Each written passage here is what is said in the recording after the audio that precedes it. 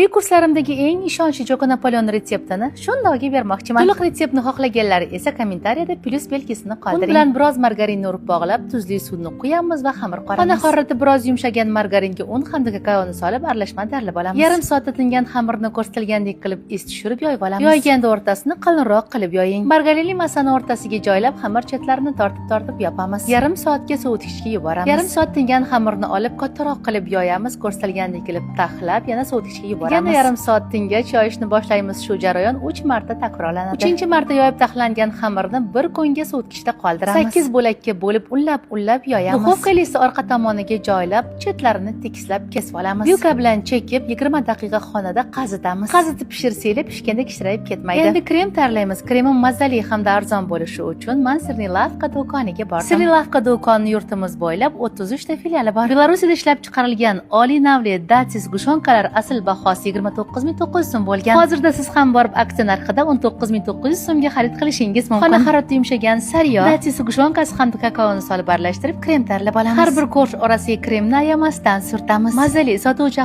Choco Napoleon retsepti tayyor. Yoqib yoqqan bo'lsa, xotirangizni duo qilishni unutmang.